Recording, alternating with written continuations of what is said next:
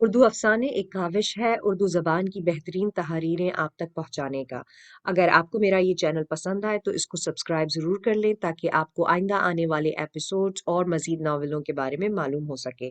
اگر آپ اپنی پسند کا کوئی ناول سننا چاہتے ہیں تو آپ اس بارے میں مجھے بتا سکتے ہیں۔ کامنٹ باکس میں میسج کر کے آپ مجھے اپنی پسند کے ناول کا نام بتا دیجیے۔ میں پوری کوشش کروں گی کہ آپ تک آپ کی پسند کو پہنچا سکوں۔ اردو افسانے کے ساتھ بندھے رہنے کا شکریہ۔ اب سنتے ہیں آپ کا پسندیدہ ناول۔ معائن مڑوا عشق، تحریر نبیل عزیز، قسط نمبر 1۔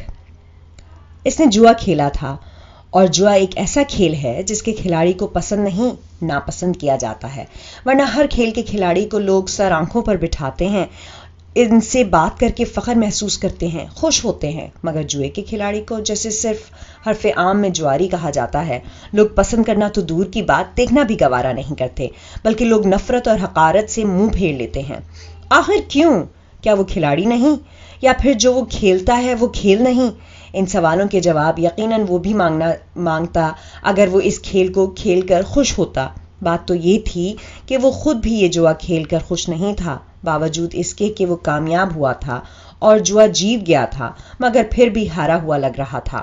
اس کے دونوں ہاتھ خالی تھے، اس کی آنکھیں خالی تھیں، اس کا دل خالی تھا، اور جب سب کچھ خالی تھا تو پھر جیت کیسی؟ لیکن جب اس نے جوا کھیلنا شروع کیا تھا تو اب اپنے ہاتھوں، اپنی آنکھوں اور اپنے دل کو مد نظر نہیں رکھا تھا، بس اپنے آنگن کو سامنے رکھ کر شروع کیا تھا۔ اس آنگن کو جس میں اس کی 2 بہنیں، ایک بھاوج، ایک ماں، 2 بھتیجے اور ایک بھتیجی تھی۔ اسے اپنے آنگن کے بھرے پورے ہونے کی فکر تھی، اپنی ذات کی تہی دامنی کا کوئی اندیشہ نہیں تھا، یا پھر وہ جان بوجھ کر اپنے آپ کے خالی ہو جانے کے خیال سے نظر چرا گیا تھا۔ اسے اپنی ذات کی کوئی پرواہ نہیں تھی، مگر آج سب کچھ اسی ذات پر آ پڑا تھا، اور اس کی اکیلی ذات بلبلا رہی تھی۔ دل الگ ہارے جانے کی یہ دہائیاں دے رہا تھا، اور وہ نہ اپنا ہارا ہوا دل کسی کو دکھا سکتا تھا اور نہ ہی اپنی ذات کی تنہائی اور تہی دامنی بیان کر سکتا تھا، اور یہی بے بس کیفیت اسے اپنے آپ سے بیزار کر رہی تھی۔ اسے کچھ سمجھ نہیں آ رہا تھا کہ آئندہ وہ اپنی نام نہاد زندگی کا کیا کرے گا اور کیا ہوگا۔ اسی ذہنی کشمکش سے نے اس قدر شکنجے میں اسے جکڑ رکھا تھا کہ اسے یہ بھی احساس نہیں تھا کہ وہ گزشتہ 2 گھنٹوں سے صحن کے وسط میں بچھی چارپائی پر ایک ہی پوزیشن میں لیٹا ہوا ہے، اور تکیہ بنا کے سر کے نیچے رکھا جانے والا بازو سن ہو چکا ہے۔ وہ بڑی گہری اور گمبھیر سوچوں میں ڈوبا ہوا تھا، اور ان سوچوں کا محور آج صرف اس کی اپنی ذات تھی، اپنا آپ تھا، اپنا دل اور اپنی دنیا تھی۔ وہ دل اور دنیا جو اپنی بساط کے دائرے سے نکل گئے تھے، جنہوں نے اپنے پاؤں اپنی چادر سے زیادہ پھیلا لیے تھے، اور اب اپنی ذات کو ڈھانپنا دشوار ہو رہا تھا۔ نہ جانے کیوں آج کچھ اور سوچا ہی نہیں جا رہا تھا۔ بہت دیر بعد سوچوں کا یہ تسلسل گہرے نیلے آسمان کی وسعتوں میں اڑتے 2 کبوتروں کی جوڑی نے توڑا تھا، اور وہ بے ارادہ ہی ان کی طرف متوجہ ہو گیا تھا۔ وہ 2 پنچھی بلند فضاؤں میں اڑان بھرتے اپنی ذات کا بھرپور لطف اٹھا رہے تھے۔ دونوں کی سنگت میں مکمل آمادگی، خوشی، سرشاری کا احساس وہ اتنی دور سے بھی بآسانی محسوس کر سکتا تھا۔ ان کے پر اڑ نہیں رہے تھے، بلکہ رقص کر رہے تھے، جھوم رہے تھے۔ وہ ایک دوسرے کی ہمراہی میں اس قدر خوش تھے کہ اتنی اونچی اڑان بھرتے بھرتے تھک کر زمین پر گرنے کی بھی کوئی پرواہ نہیں تھی، اور نہ ہی آسمان کی بلندیوں کو چھونے کی تمنا میں ہلکان ہونے کا ارادہ لگتا تھا۔ وہ ایک دوسرے کے ساتھی تھے، ان کے لیے یہی کافی تھا۔ بادلوں سے نیچے اور ہواؤں کے اوپر وہ 2 پنچھی ناچتے گاتے اس کے دل کو پھڑپھڑا کے رکھ گئے تھے۔ اس کے دل میں بھی ہمک ہوئی کہ کاش وہ بھی ان آزاد پنچھیوں کی طرح بے فکر اور آزاد ہوتا، ہر غم، ہر سوچ چھٹک کر انہی معطر اور بلند فضاؤں میں گم ہو جاتا۔ لیکن وہ یہ نہیں جانتا تھا کہ انسان کا کہیں گم ہو جانا اتنا بھی آسان نہیں جتنا ان پرندوں کا۔ اپنی اس خواہش میں کھو کر ذرا کی ذرا نظر چوکی تھی، اور وہ دونوں پنچھی آسمان کے سینے سے نہ جانے کہاں غائب ہو گئے تھے، یا پھر کہیں آگے نکل گئے تھے۔ اس نے ان کی تلاش میں پورے آسمان کو اپنی متجسس نظروں سے بری طرح کھنگال ڈالا تھا، لیکن وہ کہیں بھی نظر نہیں آئے تھے، اور وہ پنچھی ہونے کی آرزو کرنے والا وہیں رہ گیا تھا۔ اب وہ تحت نظر پھیلے نیلگوں آسمان کو مایوسی سے دیکھ رہا تھا. نظروں کا تجسس بجھ سا گیا تھا، جیسے نئے سرے سے کچھ کھو گیا ہو. ہائے، تم ابھی تک یہیں لیٹے ہو؟ اماں جی کب اس کی چارپائی کے قریب آ کھڑی ہوئی تھیں. اسے کچھ پتا نہ چلا، مگر ان کی آواز پہ چونک گیا تھا. نظر آسمان کی وسعتوں سے ہٹ گئی تھی. کیا دیکھ رہے ہو؟ طبیعت تو ٹھیک ہے نا؟ انہوں نے اس کی خالی خالی نظروں کو دیکھ کر تشویش سے جھک کر اس کی پیشانی پر ہاتھ رکھا تھا، لیکن پیشانی ٹھنڈی تھی، بالکل اس کی قسمت کی طرح. وہ کچھ بھی کہے بنا اٹھ کر بیٹھ گیا تھا، مگر اپنے سن ہوتے بازو کو حرکت دی تو کافی تکلیف ہوئی تھی. چارپائی کی رسیاں اس کے بازو پر نقش ہو چکی تھیں، یوں لگ رہا تھا جسم میں پیوست ہو گئی ہوں. اماں جی نے بے ساختہ اس کے بازو پر نرمی سے ہاتھ پھیر کر سہلایا تھا. جب سے میں گئی ہوں تم ایک ہی کروٹ لیٹے رہے، کیا سو گئے تھے؟ شاید. وہ محض ایک لفظ کہتا ہوا جوتے پہن کر باہر نکل گیا تھا، لیکن اندر کہیں دل کہہ رہا تھا، سویا کب ہوں اماں، ابھی تو جاگا ہوں. مگر اماں کے سامنے کہہ بھی تو نہیں سکتا تھا. وہ تو ابھی تک لا علم تھیں کہ ان کے سامنے ان کی آنکھوں تلے کیا کچھ ہو چکا ہے، اور وہ پھر بھی بے خبر ہیں. لیکن بتانے سے بھلا کیا حاصل ہوتا؟ الٹا اسے یہ جوا کھیلنے کے نتیجے میں ان کی ڈانٹ پھنکار اور سرزش ہی سننا پڑتی، جو فی الوقت وہ افورڈ نہیں کر سکتا تھا، اور وہ ہر چیز سے بیزار اور جھنجھلایا ہوا پھر رہا تھا. شام اپنا آنچل کائنات کے حسین اور دلکش مکھڑے پر پھیلاتی جا رہی تھی. آسمان کے ہونٹ غروب آسمان آفتاب کی دہکتی لالی اتر جانے کے بعد سیاہی مائل ہونے لگے تھے. ماحول پہ چھا جانے والی تاریکی ہر دل کو اداسیوں سے بھرنے کے لیے تیار کھڑی تھی.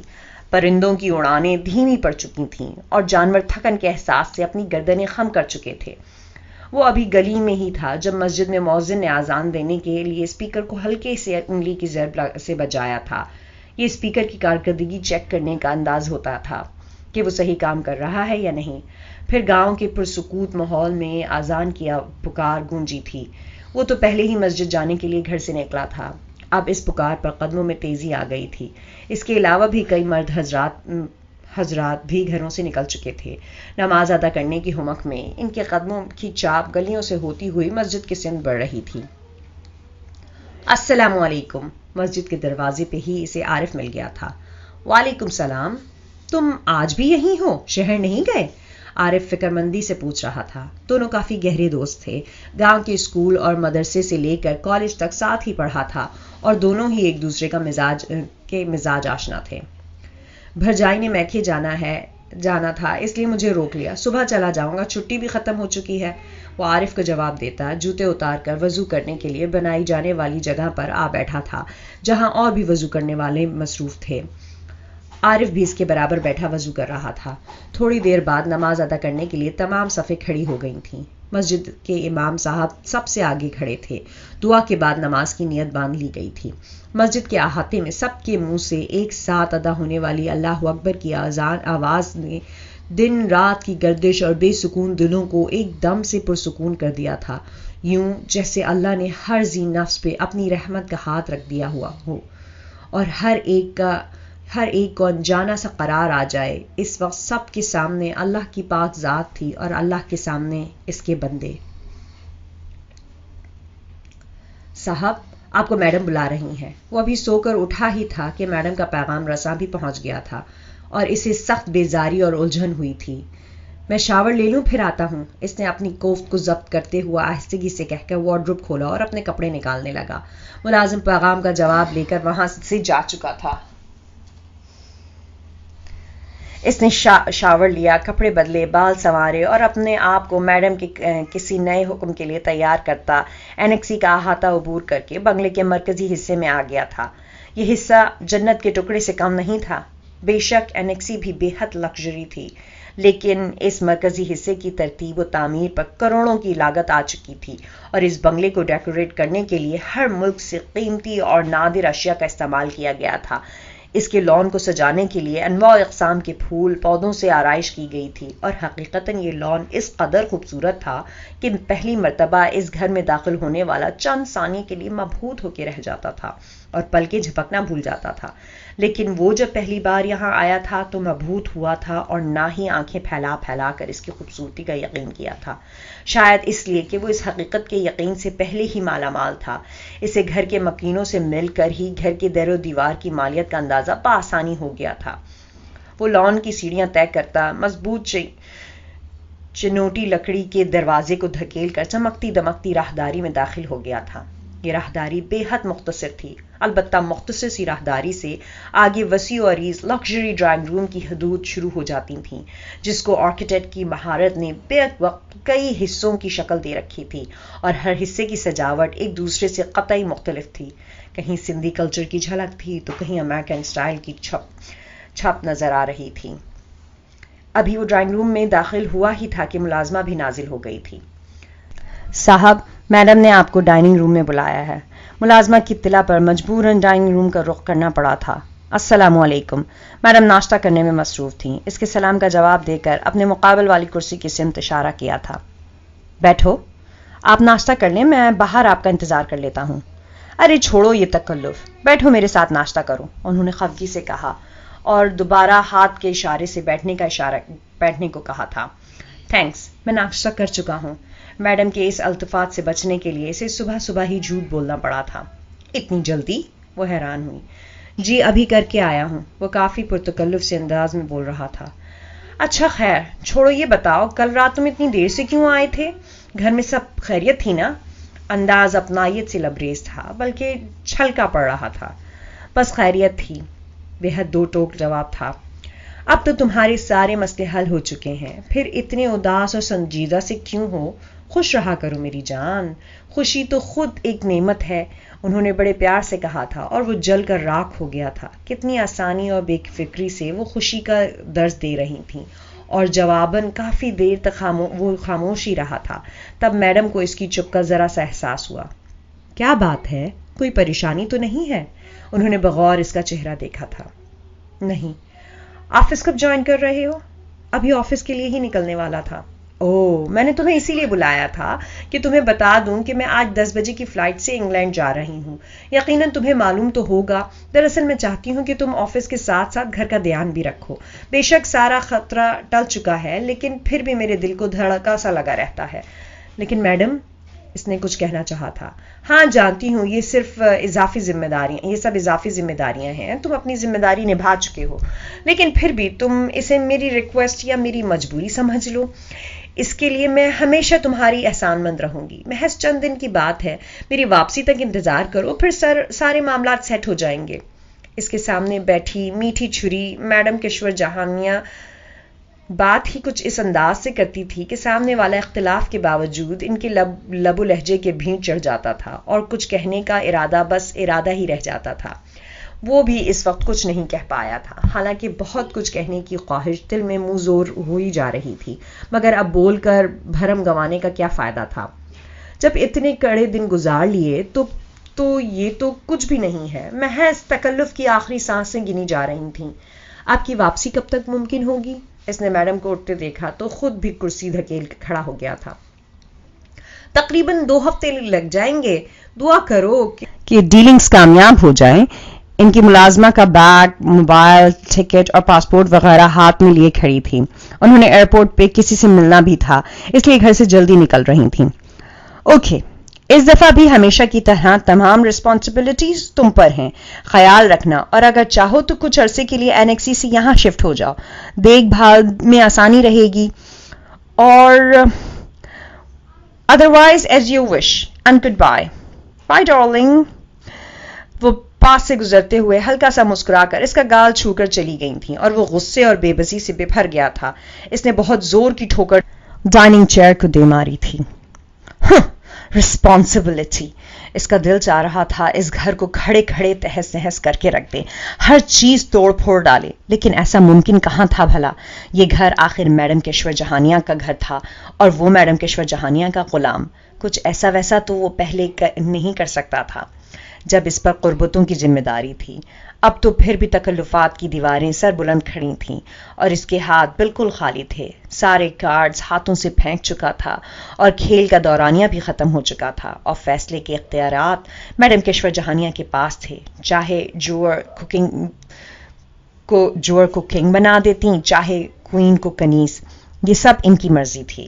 وہ خود پہ ضبط کرتا باہر نکل آیا تھا اور اپنی گاڑی کا لاک کھولتے ہوئے اس کی نظر اچانک ٹیرس کی سمت اٹھی تھی. رباب جہانیہ اپنے سیاہ سلکی شولڈر کٹ بالوں میں دائیں ہاتھ کی انگلیاں پھیرتے ہوئے، باتیں ہاتھ سے سیل فون کان سے لگائے کسی سے باتیں کرتے ہوئے چھوٹے چھوٹے قدم اٹھاتی چہل قدمی میں مصروف تھی. اس کا دل مزید جل اٹھا تھا اور گاڑی میں بیٹھتے ہوئے ایک دم سے گاڑی سٹارٹ کی تھی، یہاں تک کہ ٹائر بڑی زور سے چرچرائے تھے. اور اب ٹھٹکنے کی باری رباب جہانیہ کی تھی. اس نے حیرت سے گیٹ سے فراٹے بھرتی گاڑی کو نکلتے دیکھا تھا. سکندر یہ کب آیا؟ مجھے پتہ نہیں چلا. وہ جس کسی سے بھی بات کر رہی تھی اس سے بات کرنا بھول چکی تھی. اس کی توجہ کی تنابیں کسی اور سمت مڑ چکی تھیں اور وہ نظروں سے اوجھل ہو جانے والی گاڑی کے ڈرائیور کو سوچے جا رہی تھی. وہ یقیناً اپنے آپے میں نہیں تھا، ورنہ یہ تیور اس کے تو نہیں تھے. وہ تو بہت ٹھنڈا آدمی تھا. اے رباب رک، وہ دیکھ تیرا زاہد کھڑا ہے. اس کے برابر فرنٹ سیٹ پہ بیٹھی اس کی جگری یا کوکی نے بے ساختہ زور سے کہا تھا اور رباب نے براؤن گلاسز کے باوجود تعجب آمیز نظروں سے کوکی کو دیکھا تھا. میرا زاہد؟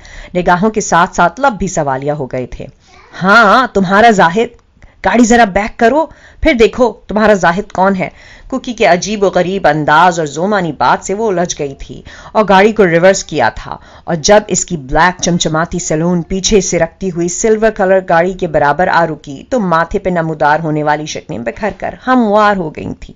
اس نے ہارن پہ ہاتھ رکھ دیا تھا اور وہ جو گاڑی کے انجن پہ جھکا اس کی خرابی کا سرا تلاش کر رہا تھا ہارن کی آواز پہ فوراً سیدھا ہوا تھا. کیا پرابلم ہے؟ اس نے گاڑی کا شیشہ فولڈ کرتے ہوئے استفسار کیا تھا اور گلاسز آنکھوں سے ہٹا کر بالوں میں اٹکا لیے تھے. پتہ نہیں، انجن بند ہو گیا ہے. کافی لیا دیا سا انداز تھا. تو دھوپ میں کیوں کھڑے ہیں؟ گھر چلے جائیں اور ڈرائیور کو بھیج دیں. رباب اس کے پسینے سے بھیگتی شرٹ دیکھ چکی تھی اور اس کی پیشانی اور کنپٹی سے بہتے پسینے کے قطرے بھی اس کی نظروں سے چھپے نہیں رہ سکے تھے. وہ شرٹ کی آستینیں فولڈ کیے ہوئے تھا اور ہاتھ میں سبز رنگ کا اسکرو ڈرائیور دبا ہوا تھا. موٹر میکینک کو کال کیا ہے، ابھی کوئی آ جائے گا. وہ اپنی کلائی موڑ کر گھڑی دیکھتے ہوئے بولا تھا. بلیک چمڑے کی چین میں سلور ڈائل والی گھڑی اس کی مضبوط مردانہ کلائی پہ کافی سختی سے بندھی ہوئی تھی. آپ نے کہیں جانا ہے تو آئیے میں آپ کو ڈراپ کر دیتی ہوں. رباب نے اسے آفر کی تھی جبکہ کوکی نے اس کا متفکر سا انداز دیکھ کر اپنی بے ساختہ امڑانے والی مسکراہٹ کو بمشکل روکا تھا. نو تھینکس، مجھے کہیں نہیں جانا. وہ اپنے سابقہ نپیتلے لہجے میں کہہ کر جان چھڑانے والے تاثرات طاری کر چکا تھا. اس کے چہرے پہ بیزاری واضح نظر آ رہی تھی. لیکن آپ اتنی دھوپ میں کیسے؟ اس کی بات ابھی منہ میں ہی تھی کہ وہ پلٹ کر دوبارہ اپنی گاڑی کی سمت چلا گیا تھا اور کوکی کی بمشکل روکی جانے والی ہنسی بے قابو ہو گئی تھی. رباب کا چہرہ غصے اور ہتک کے احساس سے تپ کر لال ہو گیا تھا. اس نے ایک دم سے ایکسیلیٹر پر پاؤں رکھ دیا تھا. چہرے کے نقوش میں تناؤ آ گیا تھا. وہ غبارے کی طرح بھری تھی. اس کا پھٹنا یقینی ہو چکا تھا. گاڑی ہواؤں سے شرط باندھ چکی تھی. تمہیں پتہ بھی ہے کہ وہ کتنا پارسا ہے، پھر بھی اسے آفر کر رہی ہو، وہ بھی 2 لڑکیوں کی موجودگی میں. ویسے یار مجھے اس کی پارسائی کا یقین ہو گیا ہے. وہ سچ مچ بڑا پکا زاہد ہے. کوکی کی باتیں رباب کو مزید تپا رہی تھیں. اس نے گردن موڑ کر کوکی کو دیکھا تو وہ اس کی جارحانہ تیور دیکھ کر چپکی ہو بیٹھی تھی. کچھ کہہ کر ایکسیڈنٹ کروانے کا رسک نہیں لے سکتی تھی. گھر آ کر اس نے وہ اٹھا پٹک مچائی کہ کوکی نے کانوں پہ ہاتھ رکھ لیے تھے اور آتے ہی اپنے سینڈل، اپنا بیگ، اپنے گلاسز، اپنا سیل فون، حتیٰ کہ ڈرائنگ روم میں رکھے کشنز اور کرسٹل کی قیمتی ڈیکوریشن پیسز بھی اٹھا کر ڈھیر کرتی جا رہی تھی. مجبوراً کوکی کو مداخلت کرنی پڑی تھی. آخر کس چیز کا غصہ ہے تمہیں؟ تم خود ہی تو کہتی ہو کہ تمہیں کسی چیز کی پرواہ نہیں ہوتی. تمہارے لیے تم خود اہم ہو. پھر یہ سب کیا ہے؟ کوکی نے اس کی دکھتی رگ پہ ہاتھ رکھ دیا تھا. کوکی مجھے کسی بھی چیز کی اب بھی پرواہ نہیں ہے، لیکن مجھے اس شخص کی پرواہ ہے. جتنی میں اپنے لیے اہم ہوں اتنا ہی یہ شخص بھی میرے لیے اہم ہو چکا ہے. میں اس کے ایک جیسے رویے سے پاگل ہو جاتی ہوں. وہ کتنی آسانی سے مجھے اگنور کر دیتا ہے. مجھے سمجھ نہیں آتا کہ آخر کیا وجہ ہے کہ وہ کبھی بھی میری طرف متوجہ نہیں ہوا. کیا میں لڑکی نہیں ہوں یا پھر وہ مرد نہیں ہے؟ وہ یکدم پھٹ پڑی تھی اور کوکی کی رگ شرارت پھڑک اٹھی تھی. یہ تو تم دونوں کو ہی معلوم ہوگا کہ تم لڑکی نہیں ہو یا وہ مرد نہیں ہے. ویسے یار آپس کی بات ہے. مسئلہ کافی غور طلب ہے. یقیناً کوئی چکر ہے. Stop it idiot. میں نے تمہیں مذاق اڑانے کا نہیں کہا، اس نے چیخ کر کہا تھا. اوکے محترمہ، آپ چیخ چلا کر اپنے دل کی بھڑاس نکالیں. میں اپنے گھر چلتی ہوں. خواہ مخواہ مجھے ساتھ لا کر ذلیل کیا. اللہ حافظ. کوکی آف موڈ کے ساتھ کہتی اپنے سینڈل پہن کر کھڑی ہو گئی تھی. دفع ہو جاؤ، وہ پیچھے سے چلائی تھی. اسے پتا تھا کہ کوکی کہیں نہیں جائے گی، اور سچ مچ وہ کہیں نہیں گئی تھی بلکہ کچن میں جا کر ملازمہ سے کھانا لگوانے لگی تھی. تھوڑی دیر بعد دونوں کھانا کھا کر بیڈ روم میں بیٹھی باتیں کر رہی تھیں اور وہی زاہد نامہ کھول رکھا تھا جو آج کل رباب جہانیہ کی دھڑکنوں پر چھایا ہوا تھا. وہ سوتے جاگتے اسے ہی سوچ رہی تھی اور اپنی ان سوچوں کو صرف کوکی کے ساتھ کھول کر رکھ سکتی تھی. اپنی ماں یا پھر اس شخص کے سامنے کچھ کہنے کا، اپنے جذبات کا اظہار کرنے کا اس میں قطعی حوصلہ نہیں تھا. نہ جانے آنا آڑے آ جاتی تھی یا پھر اپنی ذات کا بھرم روک لیا تھا کہ وہ اپنی اتنی سرکش ہونے کے باوجود بے بس ہو جاتی تھی. اس شخص کی طرف سے انکار کا سوچ کر ہی اسے جھرجھری آ جاتی تھی. وہ آج کل مضطرب تھی. اضطراب اس کی انگلیوں کی پوروں سے رگوں میں بہتے لہو تک حلول کر گیا تھا. اسے اپنے ہی دل نے مشکل میں ڈال رکھا تھا. تم اپنی ماما سے بات کیوں نہیں کرتی؟ بالآخر کوکی بھی سنجیدہ ٹریک پر آ گئی تھی. ماما سے کیا بات کروں؟ اگر وہ خود ہی انکاری ہو گیا تو پھر میرا بھرم بھی ٹوٹے گا اور یہ کمبخت بھی. اس نے اپنے دل پہ ہاتھ رکھا تھا جو اس کے سینے میں رہ کر بھی کسی اور کے لیے دھڑکتا تھا. کچھ عرصے سے اس کی تال ہی بدلی ہوئی تھی. دھڑکنوں میں کسی کا نام رقص کرتا تھا. لیکن رباب، یہ ٹوٹے جانے کا خدشہ کب تک بال کے بیٹھی رہو گی؟ پوری زندگی کا سوال ہے. ذرا سی بات کر لینے میں کیا حرج ہے؟ کیونکہ کسی ایک فریق کے سامنے اظہار پر اکسا رہی تھی. وہ سب بھی ٹھیک ہے لیکن کوکی، اگر اس دل میں بھی میرے لیے کوئی نرم گوشہ ہوتا تو ضرور وہ بھی تو کچھ کہتا، کوئی اظہار ہی کر دیتا، کوئی ہلکا سا اشارہ ہی دے دیتا، کم از کم نظروں سے ہی کچھ کہہ دیتا. لیکن وہ کہتا بھی کیسے؟ اس نے تو کبھی مجھے نظر بھر کے دیکھا ہی نہیں ہے. بھلا اشارہ کیسے کرتا؟ وہ خود ہی افسردہ سے سوال و جواب کر رہی تھی. کوکی کا ٹریک پھر سے نان سیریس ہو گیا تھا. تو تمہیں نظر بھر کے نہ دیکھنے کا افسوس ہے؟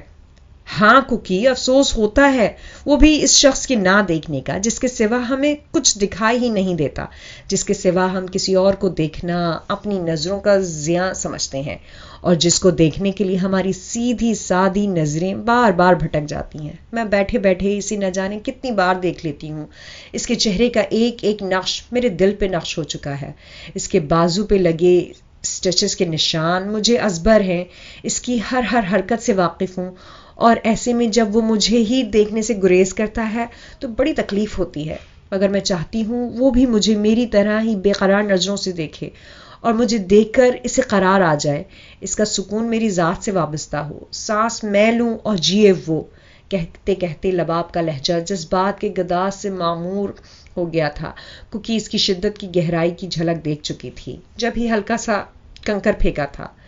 اگر تمہاری ماما یا پھر اس زاہد کی طرف سے کوئی رکاوٹ پیدا ہوئی تو؟ دونوں میں سے کسی ایک نے یا پھر دونوں ہی نے اختلاف کیا تو؟ کیونکہ اس منہ زور ندی کے شوردیدہ سری دیکھنا چاہتی تھی. میری زندگی اس شخص کی سانسوں میں ہے اور اس سے آگے سوچنا میں نے چھوڑ دیا ہے. رباب کا لہجہ اس دفعہ بے حد مضبوط تھا اور کوکی چپ ہو کے رہ گئی تھی کیونکہ اس ندی کے شوریدہ سری میں پاگل ہو جانے یا پاگل کر دینے کے اٹل عزائم تھے. یوں لگتا تھا جیسے پورے شہر میں نو ویکینسی کے بورڈ آویزاں ہو گئے ہوں. کسی کو کسی ملازم کی ضرورت ہی نہیں رہی ہو، جیسے لوگوں نے اپنے کام خود کرنا شروع کر دیے ہوں یا پھر کوئی کام کرنے کے لیے رہا ہی نہ ہو، اور روزگار کی تلاش میں نکلنے والوں کے لیے مایوسی ان کا نصیب بنی کھڑی تھی. جس کے ہاتھ میں بیلچا اور تیشا تھا وہ بھی بے روزگار تھا، اور جس کے ہاتھ میں ڈگریوں سے بھری فائل اور ذہانت کی صنعت تھی وہ بھی بے روزگار اور بیکار پھر رہا تھا، اور ان بے روزگاروں میں وہ بھی شامل تھا۔ وہ بھی صبح 7 بجے نکلتا اور رات گئے تک نوکری کی تلاش میں سرگرداں رہتا تھا۔ اس کا ایک ایک دن اس پہ بھاری گزر رہا تھا۔ اس کے گھر میں ایک ایک روپے کی بھی سخت ضرورت تھی، اور اس ضرورت کے لیے وہ کسی پیون، کسی سویپر کی نوکری کرنے کے لیے بھی تیار تھا، مگر ملتی بھی تو تب نہ۔ ہر دن کے اختتام پہ وہ اس قدر فرسٹریشن کا شکار ہو جاتا تھا کہ اپنی فائلز کو پھاڑ کر پھینک دینے کا جی کرتا تھا، اور وہ ایسا کر بھی گزرتا اگر اسی فائل سے نوکری ملنے کی آس نہ بندھی ہوتی۔ ایک دو جگہ پہ تو انٹرویوز بھی دے چکا تھا، مگر پیدل چلتے چلتے وہ نہ جانے کتنی دور آ گیا تھا کہ اسے اتنی مسافت طے کرنے کا احساس ہی نہ ہوا تھا۔ لیکن لاشعوری طور پر یقیناً وہ تھک چکا تھا جب بھی بے دھیانی کے باوجود فٹ پاتھ پہ بیٹھ گیا تھا اور ہاتھ میں پکڑی فائل سائڈ پہ رکھ دی۔ چہرہ جھکا ہوا تھا اور نظر اپنے سیاہ بوٹوں پہ تھی جو گرد آلود ہو رہے تھے، اور وہ اسی گرد کو دیکھے گیا۔ انسان کا اور دھول کا رشتہ کیسا ہے آخر؟ زندہ ہو تو قدموں سے لپٹتی رہتی ہے، مر جائے تو چہرے پہ آ جاتی ہے۔ پہلے انسان دھول کو رونتا ہے، پھر دھول انسان کو رونتی ہے۔ ایسا کیوں ہے؟ یہ تعلق کیسا ہے؟ وہ عجیب سی بات میں الجھنے لگا تھا۔ ہوا بہت تیز ہو رہی تھی اور سائے ڈھل رہے تھے۔ سڑکوں پہ گہما گہمی بڑھ رہی تھی، مگر یہ سڑک معروف شاہراہ نہیں تھی، اس لیے گاڑیوں کا گزر شاذ و نادر ہی ہو رہا تھا۔ لیکن پھر بھی جو گزر رہی تھیں وہ تیزی کی وجہ سے کچھ زیادہ ہی دھول اڑا رہی تھیں۔ یہ الگ بات تھی کہ دھول اتنی تھی نہیں جتنی وہ محسوس کر رہا تھا۔ کچھ دور گاڑیوں کے ٹائر چرچرائے تھے، اور پھر نسوانی آوازوں اور کھلکھلاہٹوں کی کھنک فضا میں شریک ہونے لگی تھی۔ اس نے یوں ہی سرسری سے انداز میں سر اٹھا کر آوازوں کے تعاقب میں دیکھا تھا۔ کچھ فاصلے پہ 2 گاڑیاں کھڑی تھیں، اور ایک گاڑی کے بونٹ پہ 3 لڑکیاں بڑے آزادانہ انداز میں بیٹھی تھیں۔ ایک دو کے ہاتھ میں چمکتے ریپر میں پیکنگ شدہ ڈبے تھے جو یقیناً گفٹس تھے۔ شاید ان میں سے کسی کا آج برتھ ڈے تھا، اور وہ شاید یہاں شہر کے ہنگاموں سے دور برتھ ڈے سیلیبریٹ کرنے کی غرض سے آئی تھیں۔ اس نے ان خوشیوں سے معمور چہروں سے نظر ہٹا لی تھی، اور اپنے پاؤں کے قریب پڑے چھوٹے سے کنکر کو اپنے بوٹ تلے لے کر دبانے لگا تھا، جس سے وہ کنکر بھی شور کرنے لگا تھا، اور وہ اس کنکر کو توڑنا چاہتا تھا، لیکن وہ تو پہلے ہی ٹوٹ ٹوٹ کر اس حال کو پہنچ گیا تھا کہ مزید ٹوٹنے کی گنجائش ہی نہیں تھی۔ ایکسکیوز می، آپ کے پاس ماچس یا لائٹر ہوگا؟ اس کے بہت قریب سینڈلز کی ٹک ٹک کی چاپ ابھرنے کے بعد نسوانی آواز کی دلکشی جاگی تھی۔ اس کی نظر اپنے بوٹوں سے ہٹ چکی تھی، کیونکہ اب عین سامنے وائٹ کلر کے باریک ڈوریوں والے سینڈلز میں مقید نازک گداز گلابی پاؤں تھے، جس کے ناخنوں پہ پنک کیوٹکس کی گلابیاں بھی مان لگنے لگی تھیں۔ ہیلو، میں آپ سے مخاطب ہوں مسٹر، آپ کے پاس ماچس یا لائٹر ہوگا؟ اس نے اس کی آنکھوں کے سامنے ذرا سا جھک کر چٹکی بجائی تھی۔ اب کی بار وہ اس کی مخروطی ہاتھوں کی خوبصورتی سے بہلا تھا، اور چند سیکنڈ کے توقف سے سر اٹھا کر اس کی جھنجھلائی ہوئی صورت دیکھی تھی جو یقیناً پیچ و تاب کھا رہی تھی۔ کیا آپ بول سکتے ہیں؟ وہ جو اس گہری خاموشی سے خوفزدہ ہو رہی تھی ذرا چبا کر بولی۔ یقیناً، وہ عجیب سے لہجے میں بولا تھا۔ وہ چونکی۔ تو پھر آپ جواب کیوں نہیں دے رہے؟ جو ضرورت آپ کو میرے پاس لے کر آئی ہے وہ میں پوری نہیں کر سکتا، کیونکہ میں سگریٹ نہیں پیتا۔ اس کا انداز و لہجہ لاپرواہ سا ہو رہا تھا۔ یہ بات آپ پہلے بھی کہہ سکتے تھے۔ وہ نہ جانے کیوں بلا وجہ ہی برہم ہوئی تھی۔ بات کچھ خاص تو نہیں تھی کہ وہ مائنڈ کرتی، وہ اجنبی تھا، اس کی مرضی، جو چاہے کہتا یا نہ کہتا، اس پہ کوئی زور زبردستی تو نہیں تھی۔ آپ امیر لوگ جی حضوری میں ہی کیوں سننا چاہتے ہیں، یہاں تک کہ اجنبیوں سے بھی؟ یکدم اس کا لہجہ تلخ ہوا تھا اور وہ حیرت سے دیکھنے لگی تھی، اور وہ اسے طنز کا پتھر مار کر دوبارہ سے سر جھکا کر اپنے سابقہ مشغلے میں مصروف ہو چکا تھا۔ پاؤں کے نیچے کنکر کی شامت آئی ہوئی تھی، اور رباب جہانیاں اس عجیب سے شخص کے جھکے ہوئے سر اور بے نیاز انداز کو دیکھ کر بلکہ گھور کے رہ گئی تھی اور پاؤں پٹک کر مڑ گئی تھی۔ آج اس کا برتھ ڈے تھا اور کوکی اپنے فرینڈز کے ساتھ اسے وش کرنے آئی تھی۔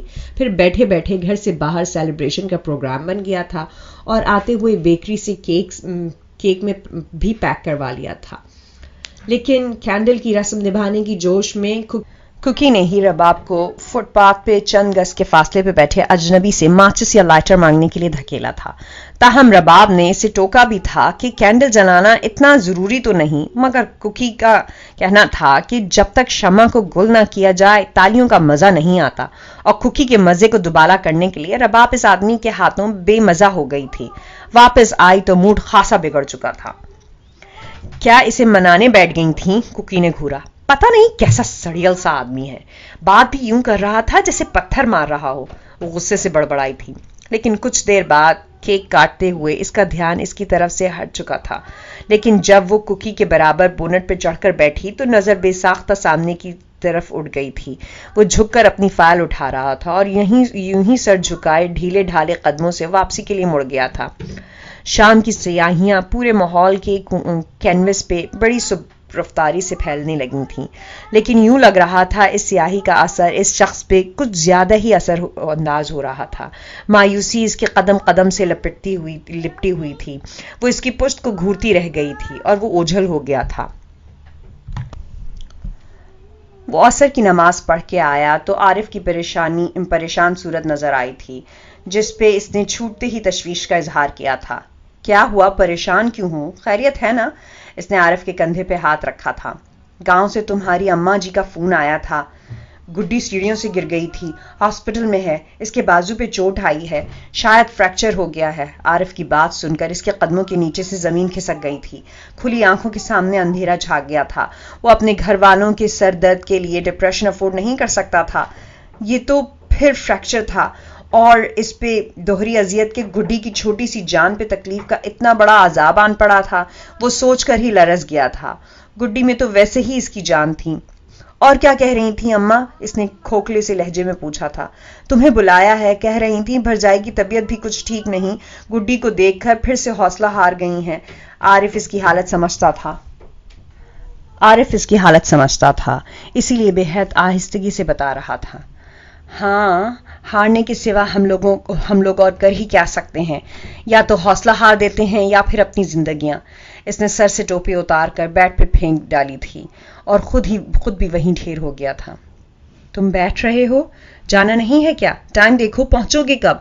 आरिफ को शायद इससे भी ज्यादा परेशानी हो रही थी। जवाबन इसने जिन नजरों से आरिफ को देखा वो समझ गया था। देखो यार, अच्छे बुरे हालात में उधार भी चल जाता है। तुम मुझसे चंद रोज के लिए रुपए उधार ले लो, जब नौकरी मिल जाए वापस आकर दे देना। आरिफ ने बड़े स्वभाव से इसे मशवरा भी दिया और ऑफर भी कर डाली थी। मैं इस बात का कायल नहीं हूं, मुझे कोई और हल बताओ। इसने इनकार कर दिया था।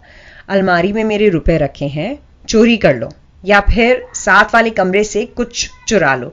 काफी अमीर लड़के हैं, सोने की चेन, अंगूठियां और मोबाइल्स तो मिल ही जाएंगे, चुरा के बेच आओ, काफी रकम मिल जाएगी, सारा मसला हल हो जाएगा।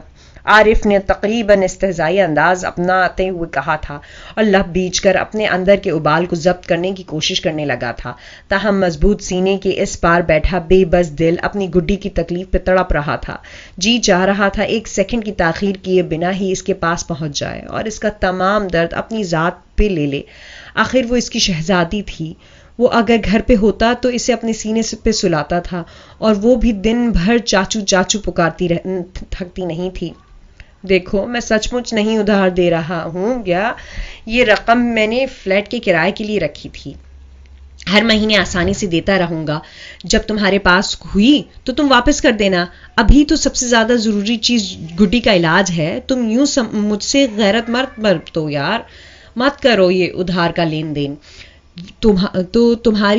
तो हमारी माओ के दरमियान भी चलता रहता है। मेरी अम्मा ने तुम्हारी अम्मा से न जाने कितनी बार उधार लिया है और वापस किया है। क्या हम अपनी माओ से भी ज्यादा ऊंची नाक वाले हैं, या फिर ऐसा करने से हमारी शान में कमी आ जाएगी? आरिफ इसे समझा रहा था और वो आरिफ के बेहद इसरार और मजबूर करने पे इसे रकम उधार लेकर गांव रवाना हो गया था। वो अपने दोस्त के इतने खुलूस और अपनायत में दिल ही दिल में मशकूर हो रहा था। चाचू, मेरे दर्द, मेरा खून, अम्मी रोए है। गुड्डी ने होश में आते ही जब इसे देखा तो फौरन सिसकते हुए अपनी तकलीफ बता दी थी कि मुझे चोट आई है, दर्द हुआ, खून भी बहा और अम्मी भी बहुत रोती रही। वो बेख्तियार झुककर इसे प्यार करने लगा था। इसके माथे बाजू पे पट्टियां बंधी हुई थी और छोटे से हाथ में ड्रिप लगी हुई थी। ڈاکٹر سے دوائی لیں گے تو ذرا بھی درد نہیں ہوگا. نہیں چاچو، نہیں چاچو، درد ہے. وہ ہے کو اے بولتی تھی. ابھی اس کے چند الفاظ ہی واضح ہوتے تھے، باقی الفاظ کو جیسے آسان لگتا بول دیتی تھی. اب نہیں ہوگا، ہم درد کو مار بھگا دیں گے. وہ اس کے چھوٹے چھوٹے بالوں کو سہلا رہا تھا. کاشی مارنا ہے؟ ہاں کاشی کو بھی ماریں گے. وہ میری گڑیا کو چھت پہ کیوں لے کے گیا تھا؟ چاچو چھت پہ چڑیا بچے. چھت پہ چڑیوں کے بچے تھے. اس کی بات پہ اسے بے ساختہ پیار آیا تھا. تھوڑی دیر بعد وہ سو گئی تھی اور وہ اس کے بیڈ سے اٹھ کر اماں اور بھرجائی کے پاس آ گیا تھا. آپ دونوں گھر چلی جائیں، میں یہاں رک جاتا ہوں. اب وہ پہلے سے بہتر ہے، زیادہ پریشانی کی بات نہیں ہے. اس نے کرسی پہ چپ بیٹھی بھرجائی کو دیکھا اور ماں کو اشارہ کیا تھا. نہیں، تم تھکے ہوئے آئے ہو، گھر جا کر نہا دھو کر کھانا کھاؤ پھر آ جانا. بھرجائی نے اسے مشورہ دیا تھا. بھرجائی، کیا آپ کو گڈی ہم سے زیادہ عزیز ہے کیا؟ میں اس کا خیال نہیں رکھ سکتا. وہ جانتا تھا کہ ایموشنل ہوئے بغیر وہ وہاں سے نہیں جائیں گی. اس کی بات پہ فوراً نفی میں گردن ہلائی تھی. ایسی بات نہیں ہے، لیکن تم جانتے ہو بچہ ماں کے بغیر کیسے سنبھل سکتا ہے. انہوں نے توجہ پیش کی. اور آپ بھی جانتی ہیں کہ وہ آپ سے زیادہ میرے پاس آسانی سے پہل جاتی ہے، اس لیے یہ سنبھالنے اور دیکھ بھال کے جواز فضول ہیں. آپ اماں کے ساتھ گھر چلی جائیں، کل آ جائیے گا. اماں، آپ انہیں بھی اپنے ساتھ لے جائیں. وہ بہلا پھسلا کر انہیں رضامند کر چکا تھا، لیکن جانے سے پہلے بھرجائی پھر روحان سی ہونے لگی تھی.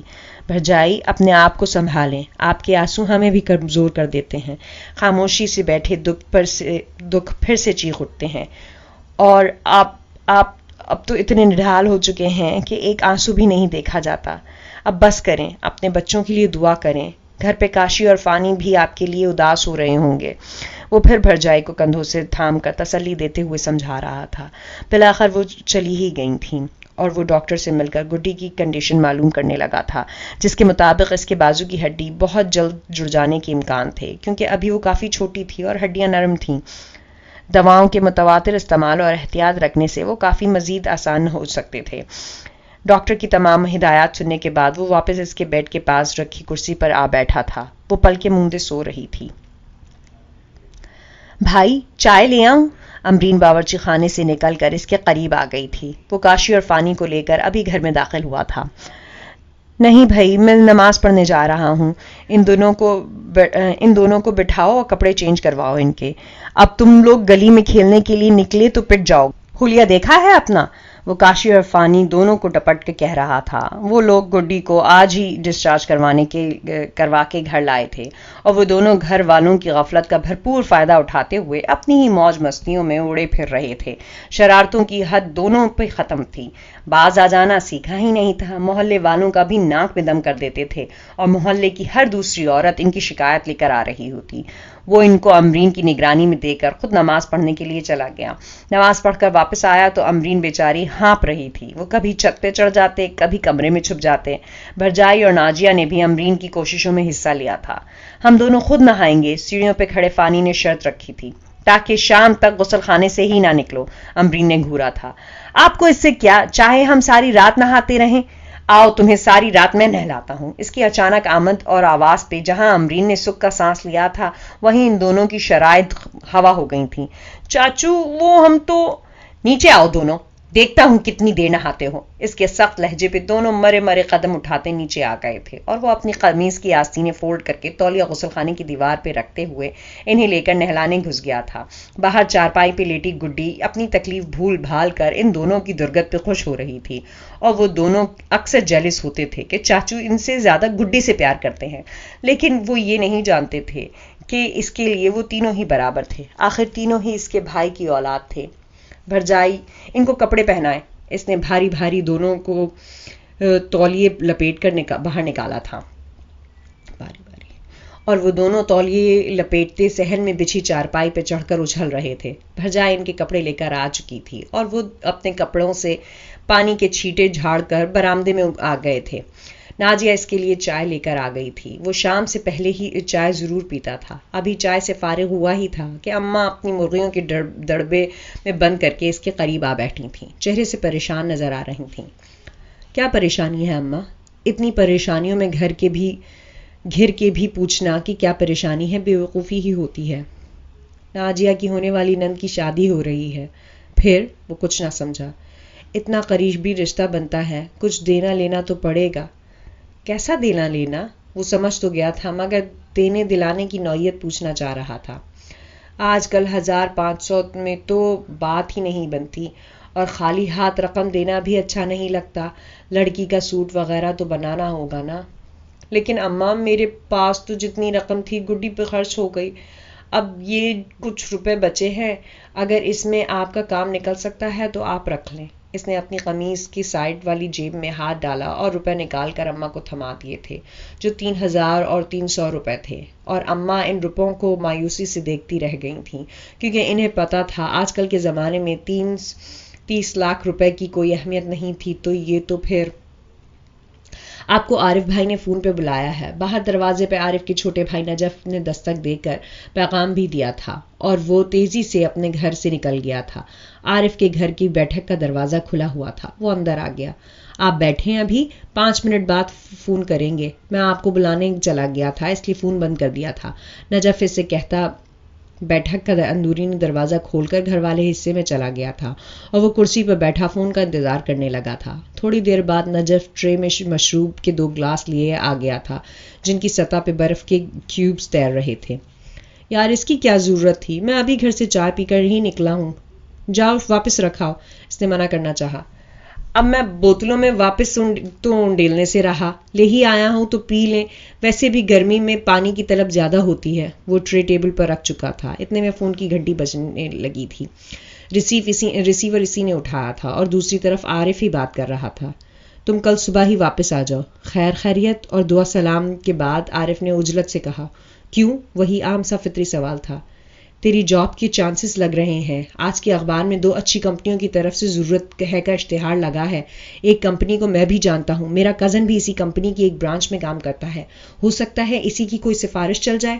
عارف اس کے لیے متفکر ہو رہا تھا. عارف, تم اچھی طرح جانتے ہو کہ ضرورت ہے کا اشتہار دینے والوں کو ضرورت ہوتی نہیں, صرف دوسروں کی ضرورت ہے کا تماشا دیکھنے کے لیے اشتہار دیتے ہیں کہ کون غربت سے بدحواس ہو کے کس حال میں ان کی سمت دوڑتا ہے اور نوکری کے لیے ایڑیاں رگڑتا ہے, اور وہ لطف اندوز ہوتے ہیں. اس نے زہر خند لہجے میں کہتے ہوئے عارف کی بات جھٹلائی تھی. یار ٹرائی کر لینے میں کیا حرج ہے, اس نے سمجھایا. حالانکہ تم جانتے ہو ٹرائی ہم نہیں کرتے بلکہ وہ لوگ کرتے ہیں. عارف اس کے جواب پہ جھنجلا گیا تھا. تو پھر کیا کرو گے؟ لہجہ خف کے لیے ہوا تھا. ٹرائی کیا مطلب؟ مطلب ہے کہ صبح آ رہا ہوں, کیونکہ اس وقت کوئی چپڑاسی یا چوکیدار کی نوکری بھی رکھ لے تو میں کرنے کو تیار ہوں, کیونکہ مجھے ضرورت ہے. وہ کہہ کر فون رکھ چکا تھا اور وہاں سے اٹھ کر باہر نکل آیا تھا. پیچھے نجف آوازیں دیتا رہ گیا تھا. اس نے جیسے سنی انسنی کر دی تھی. 15 گھنٹے آن ڈیوٹی رہنا پڑے گا. دن 12 بجے سے رات 3 بجے تک شفٹ ہوگی. اگر کر سکتے ہو تو میں یہ جاب تمہیں دینے کو تیار ہوں, لیکن کوئی کوتاہی کی گنجائش 1% بھی نہیں. میڈم کشور جہانیہ کا لہجہ ہر قسم کی نرمی سے آ رہی تھا. میں کرنے کو تیار ہوں, اس نے حامی بھر لی تھی. جانتے ہو ذمہ داری بہت بھاری ہے. ریسٹورینٹ ایک پبلک پلیس ہوتا ہے جہاں کچھ بھی ہو سکتا ہے, اور اس کچھ بھی پر نظر رکھنا اور احتیاط کرنا تمہارا کام ہوگا. اور اسٹاف کی سروس میں ذرا سی بھی مسٹیک پورے ریسٹورینٹ کی ریپوٹیشن خراب کر دیتی ہے, جس کی ذمہ داری تم پہ آئے گی. میڈم نے اسے جتایا تھا. جانتا ہوں میڈم کہ یہ ذمہ داری بہت بھاری ہے, لیکن میرے گھر کی جو ذمہ داری میرے کندھوں پہ ہے وہ اس سے بھی زیادہ بھاری ہے. یہ ذمہ داری میں اچھے طریقے سے نبھاؤں گا تو کندھوں کی ذمہ داری نبھ سکے گی. بہرحال میری ڈیوٹی آورز میں آپ کو کوئی شکایت نہیں ملے گی, البتہ رات 3 بجے کے بعد اور دن 12 بجے سے پہلے کا میں جوابدہ نہیں رہوں گا. اس نے بھی بات واضح کر لینا ضروری سمجھا تھا. میڈم نے اس کے اعتماد پہ اسے بطور خاص دوبارہ دیکھا تھا. کہاں کے رہنے والے ہو؟ بے ساختہ پوچھا گیا تھا.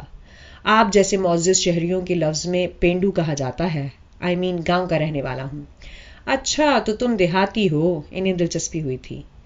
کسی پینڈو کو عزت بخشنا ہو تو آپ اسے دیہاتی کہہ لیتے ہیں، اور کسی دیہاتی کو عزت مجروح کرنا ہو تو اسے پینڈو قرار دے دیتے ہیں. لیکن مجھے آپ دیہاتی کہہ لیں یا پینڈو، مجھے کچھ خاص فرق نہیں پڑے گا، کیونکہ گاؤں میری شناخت ہے. اس کی گفتگو میں ہلکی تلخی میڈم کو بار بار متوجہ کر رہی تھی. انہیں یقین ہو چلا تھا کہ سامنے بیٹھے آدمی کے سینے میں کوئی شاہکار دھڑکتا ہے جو اس کی باتوں کو اور لب و لہجے کو انفرادیت بخش رہا تھا. کچھ زیادہ ہی شوقی لگتے ہو شہر والوں سے. شہر والے بھی تو ہم سے بیزار رہتے ہیں. ایسی بات تو نہیں ہے، تم غلط سمجھتے ہو. تو پھر آپ بھی غلط سمجھ رہی ہیں. میں شہر والوں سے شوقی نہیں ہوں. میڈم مسز ہمدانی آئی ہیں. مسٹر ہمدانی آئے ہیں. انٹرکام پہ اطلاع ملی تھی. اوکے، بھیج دو ان کو. وہ ریسیور رکھ کر دوبارہ اس کی طرف متوجہ ہوئی تھیں.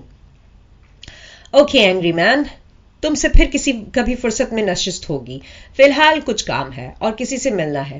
تم کل 11 بجے پہنچ جانا. 1 گھنٹے میں تمہیں ٹوٹلی کام کی نوعیت سمجھا دی جائے گی. اور وہ اسے تسلی بخش جواب دے چکی تھیں، اور ان کا شکریہ ادا کرتا وہ کھڑا ہو گیا تھا. واپس فلیٹ پر آیا تو عارف اس کا منتظر تھا. جاب مل جانے کی خوشخبری پہ وہ اس سے بھی زیادہ خوش ہو رہا تھا. And of the episode. باقی سنیے آئندہ.